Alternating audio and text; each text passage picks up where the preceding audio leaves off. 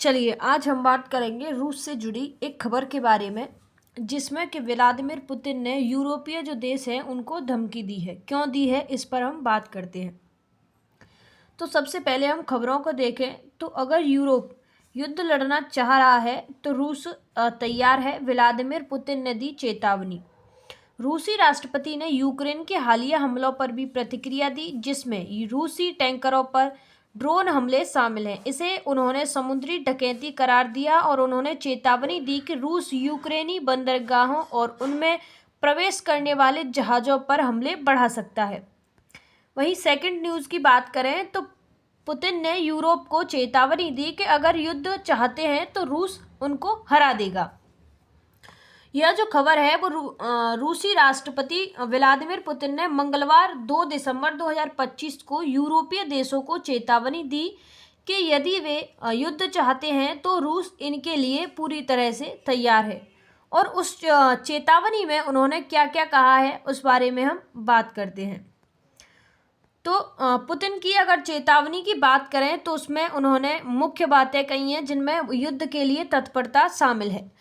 Putin ने कहा है कि हम यूरोप के साथ युद्ध करने की योजना नहीं बना रहे हैं, लेकिन अगर यूरोप चाहता है तो और हम जो युद्ध है हम शुरू कर सकते हैं, तो अब हम भी तैयार हैं। वहीं परिणामों के अगर चेतावनी की बात करें तो उन्होंने चेतावनी दी कि यदि पश्चिमी सरकारें संघर्ष भड़काती हैं तो यह यूरोप के लिए इतनी तेजी से समाप्त होगा कि शांति समझौते पर बातचीत करने के लिए कोई नहीं बचेगा।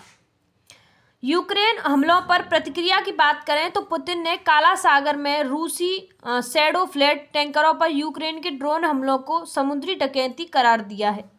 समुद्री पहुंच काटने की अगर धमकी की बात करें तो उन्होंने धमकी दी कि रूस इन कार्रवाइयों को रोकने के सबसे कट्टरपंथी तरीके के रूप में यूक्रेन की समुद्र तक पहुंच को पूरी तरह से काट सकता है। शांति प्रयासों में अगर बाधा की बात करें तो पुतिन ने यूरोपीय शक्तियों पर अमेरिका द्वारा प्रस्तावित शांति योजना को अवरुद्ध करने की कोशिश करने का आरोप लगाया है, और यह कहते हुए कि उनके संशोधन पूरी तरह से शांति प्रक्रिया को रोकने के उद्देश्य से थे। और भारत यात्रा की बात करें तो 4 दिसंबर 2025 यानी कि आज ही के दिन भारत के लिए पुतिन की निर्धारित यात्रा से ठीक पहले यह जो खबर है वो आई है, जहां वह प्रधानमंत्री नरेंद्र मोदी के साथ द्विपक्षीय संबंधों पर चर्चा करने वाले हैं। इन चेतावनियों के जवाब में नाटो ने कहा है कि वे अपने लोगों की सुरक्षा के लिए तैयार और इच्छुक हैं, जबकि यूक्रेन और उनके सहयोगी देशों ने रूस पर शांति के लिए गंभीर नहीं होने का आरोप लगाया है। यूक्रेन के समुद्री हमलों की बात करें, यूक्रेन के समुद्री हमलों के विवरण की तो यूक्रेन द्वारा किए गए समुद्री हमले हाल ही में चर्चा में रहे हैं। ये हमले काला सागर में रूस की नौसेना और आर्थिक गतिविधियों को बाधित करने पर केंद्रित थे। जैसे हमलों के अगर प्रकार की बात करें तो यूक्रेन मुख्य रूप से अपने नौसैनिक ड्रोनों का उपयोग करके हमले कर रहा है, जिसे रूसी टैंकरों और नौसैनिक ठिकानों को निशाना बनाने के लिए डिजाइन किया गया है। लक्षित अगर क्षेत्र की बात करें तो इस हमले मुख्य रूप से काला सागर में विशेष रूप से रूस की प्रमुख नोवोरोसिस्क बंदरगाह के पास हुए हैं। निशाने पर अगर टैंकरों की बात करें तो शनिवार को यूक्रेन नौसेना ड्रोनों ने उन 2 रूसी शैडो फ्लीट टैंकरों पर हमला किया है जो तेल लोड करने के लिए रूसी बंदरगाह की ओर जा रहे थे। प्रमुख अगर प्रभावों की बात करें तो इन हमलों के कारण नोवोरोसिस्क बंदरगाह के एक प्रमुख तेल टर्मिनल को अस्थायी रूप से अपना परिचालन बंद करना पड़ा, क्योंकि इसके 3 मॉर्निंग पॉइंट्स में से एक जो है वो क्षतिग्रस्त हो गया था। इन हमलों पर अगर प्रतिक्रिया और परिणाम की बात करें तो जिम्मेदारी की बात करें तो यूक्रेन की सुरक्षा सेवा SBU ने इन हमलों की जिम्मेदारी ली है। पुतिन की अगर प्रतिक्रिया की बात करें तो रूसी राष्ट्रपति व्लादिमीर पुतिन ने इन कार्रवाइयों को समुद्री डकैती करार दिया और धमकी दी कि रूस इन हमलों को रोकने के लिए यूक्रेन की समुद्र तक पहुंच को पूरी तरह से काट सकता है। अंतर्राष्ट्रीय प्रतिक्रिया की बात करें तो तुर्की ने इन हमलों पर चिंता व्यक्त की है और यह कहते हुए कि वे बहुत डरावने हैं और क्षेत्रीय सुरक्षा के लिए खतरा है, क्योंकि वे युद्ध के दायरे को बढ़ा रहे हैं। ऐसा प्रतीत होता है कि ये जो हमले हैं, इन हमलों के रूस के लिए गंभीर लॉजिस्टिक और आर्थिक चुनौतियां पैदा कर रहे हैं, जिससे काला सागर में तनाव बढ़ गया है। अब बात करें शांति वार्ता की वर्तमान स्थिति के बारे में कि वहाँ की शांति वार्ता की जो वर्तमान स्थिति है वो कैसी है। तो शांति वार्ता की स्थिति यह है कि कोई निर्णायक समझौता नहीं हुआ है और दोनों पक्षों के बीच अभी भी महत्वपूर्ण मतभेद बने हुए हैं। जैसे अमेरिकी अगर प्रयास की बात करें शांति वार्ता में, तो अमेरिकी राष्ट्रपति डोनाल्ड ट्रंप के विशेष दूत स्टीव वैटकॉफ और उनके दामाद जारेड कुशनर ने मंगलवार देर रात मॉस्को में व्लादिमीर पुतिन के साथ लगभग 5 घंटे तक बातचीत की, लेकिन कोई सफलता नहीं मिली। इन घंटों लंबी वार्ताओं के बावजूद युद्ध विराम या शांति समझौते पर कोई सफलता यानी कि ब्रेक थ्रू नहीं मिली। ट्रंप के अगर बयान की बात करें तो राष्ट्रपति ट्रंप ने बुधवार यानी कि 4 दिसंबर 2025 को कहा कि वार्ता उचित रूप से अच्छी बैठक थी और उन्हें लगा कि पुतिन युद्ध समाप्त करना चाहते हैं, लेकिन उन्होंने स्वीकार किया कि आगे का रास्ता अस्पष्ट है और अभी बहुत काम किया जाना बाकी भी है। रूस के अगर रुख की बात करें तो क्रेमलिन ने कहा कि अमेरिकी योजना के कुछ हिस्सों को अस्वीकार पाया गया, जिसमें यूक्रेन के पूर्वी डोनबास क्षेत्र में के कुछ हिस्सों को रूस को सौंपने का जो प्रस्ताव है वो भी शामिल था। रूसी अधिकारी यूरी उसाकोव ने कहा कि हम यूक्रेन के संकट को सुलझाने के करीब नहीं हैं। यूरोपीय देशों के अगर आरोप की बात करें तो यूरोपीय देश विशेष रूप से यूके के विदेशी मंत्री पुतिन पर शांति वार्ता में शामिल होने का दिखावा करने का आरोप लगा रहे हैं, यह तर्क देते हुए कि उनका कोई वास्तविक इरादा नहीं है और वे केवल समय बर्बाद कर रहे हैं। आगामी बैठकों की बात करें तो अमेरिकी दूत अब आगे की चर्चा के लिए गुरुवार 4 दिसंबर को म्यानी में यूक्रेन अधिकारियों से मिलने के लिए तैयार है। अगर इन वर्तमान स्थिति को अगर संक्षिप्त में बताएं तो राजनयिक प्रयास जो है वो जारी है, लेकिन क्षेत्रीय मुद्दों पर मुख्य गतिरोध के कारण कोई महत्वपूर्ण जो प्रगति है वो नहीं हुई है। यूक्रेन युद्ध और यूरोपीय सुरक्षा से जुड़े अगर मुद्दों की बात करें तो यूक्रेन में रूस का आक्रमण एक ऐतिहासिक घटना है जिसने शीत युद्ध के बाद भी यूरोपीय सुरक्षा व्यवस्था को मौलिक रूप से समाप्त कर दिया है। इस युद्ध का प्रभाव व्यापक और बहुआयामी रहा है, जैसे सुरक्षा संचालन का टूटना।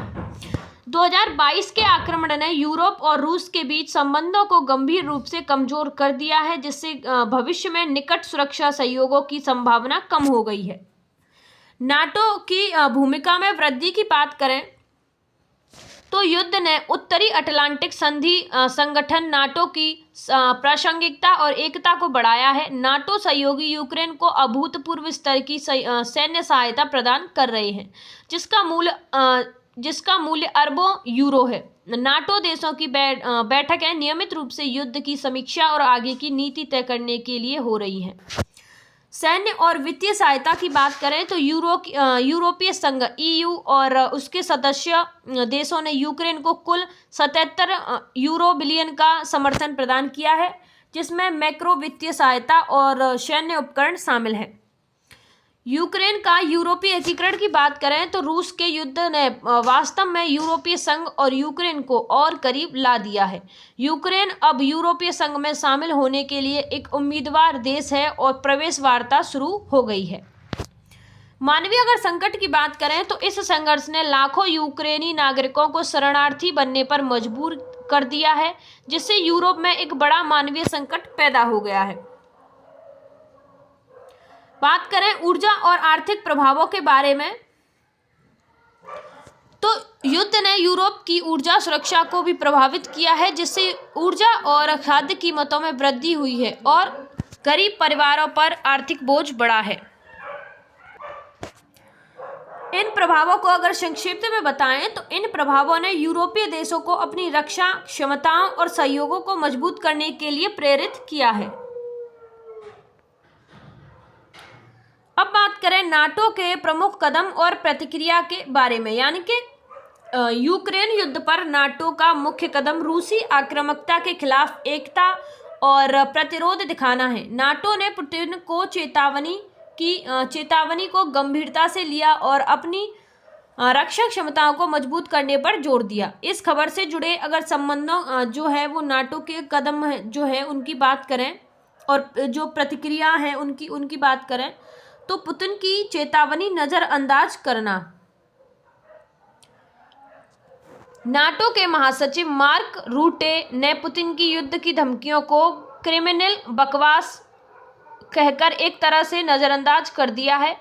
उन्होंने जोर देकर कहा कि नाटो एक रक्षात्मक गठबंधन है, लेकिन वह अपने 1 अरब नागरिकों और क्षेत्र की रक्षा के लिए आवश्यक सब कुछ करने के लिए तैयार है।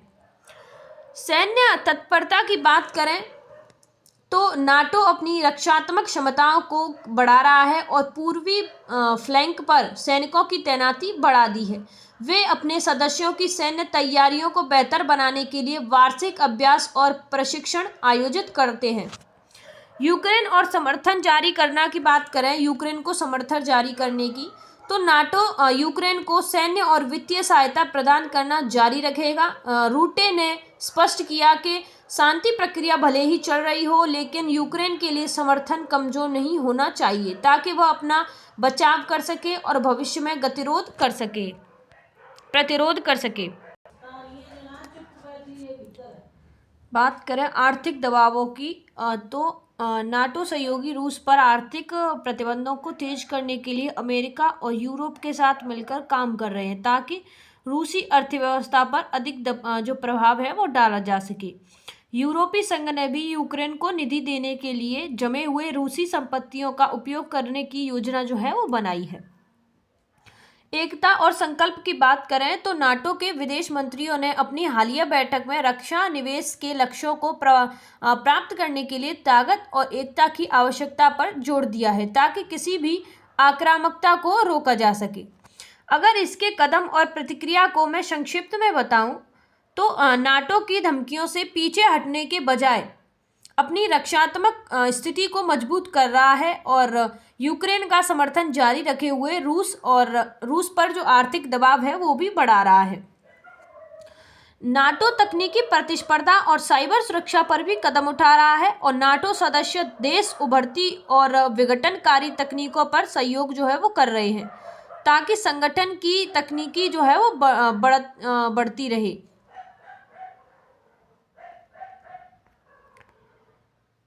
अब बात करें संभावित वैश्विक प्रभावों के बारे में तो पुतिन की यूरोप को चेतावनी ने वैश्विक प्रभाव को काफ़ी गहरे और दूरगामी जो प्रभाव हैं वो भी पड़ सकते हैं। जैसे मौजूदा रूस यूक्रेन संघर्ष के प्रभावों को देखें तो सबसे पहले बात करेंगे हम बढ़ी हुई भू राजनीतिक स्थिरता के बारे में। इसमें बात करें हम नाटो रूस संबंधों के बारे में तो यह चेतावनी नाटो और रूस के बीच पहले से ही तनावपूर्ण संबंधों को और खराब करती है जो शीत युद्ध के बाद अपने सबसे नाजुक बिंदु पर है। सैन्यीकरण की बात करें तो यह बयान यूरोप में नाटो की उपस्थिति को मजबूत करने और रक्षा निवेश को बढ़ाने के प्रयासों को और गति देगा जिससे संभावित रूप से हथियारों को और जो होड़ की स्थिति है वो बन सकती है। वैश्विक सुरक्षा की बात करें तो एक बड़े यूरोपीय संघर्ष की संभावना वैश्विक सुरक्षा ढांचे को अस्थिर कर देगी जिससे दुनिया भर में अनिश्चितता और जोखिम जो है वो बढ़ जाएगा। अब बात करें गंभीर आर्थिक प्रभावों के बारे में तो मुद्रास्फीति की खाद्य असुरक्षा। यूक्रेन युद्ध ने पहले से ही वैश्विक मुद्रास्फीति और खाद्य असुरक्षा को बढ़ा दिया है और एक व्यापक संघर्ष इन समस्याओं को और गंभीर कर देगा। ऊर्जा बाजार की बात करें तो यूरोपीय रूसी ऊर्जा आपूर्ति पर अपनी निर्भरता काफ़ी कम कर चुका है, लेकिन एक पूर्ण युद्ध से वैश्विक ऊर्जा की कीमतों में भारी अस्थिरता आएगी। आपूर्ति श्रृंखला में अगर व्यवधान की बात करें तो रूस और यूक्रेन कई वस्तुओं के प्रमुख न्याय तर्क हैं और किसी भी बड़ी वृद्धि से वैश्विक आपूर्ति श्रृंखला में और व्यवधान पैदा होगा। कूटनीतिक अगर गतिरोध की बात करें तो शांति वार्ता में बाधा। पुतिन ने आरोप की कि यूरोप शांति प्रयासों में बाधा डाल रहा है और आगे की कूटनीति को जटिल भी बना रहा है। गठबंधन के अगर पुनर्गठन की बात करें तो यह संकट संयुक्त राज्य अमेरिका और उसके यूरोपीय सहयोगियों के बीच संबंधों को मजबूत करने का अवसर भी प्रदान करता है। साथ ही रूस और चीन जैसे देशों को एक दूसरे के करीब ला सकता है। यह जो खबर है वो मौजूदा वैश्विक तनाव के बीच एक महत्वपूर्ण मोड़ है और यह दर्शाती है कि युद्ध विराम की दिशा में कोई भी प्रगति कितनी नाजुक है। धन्यवाद।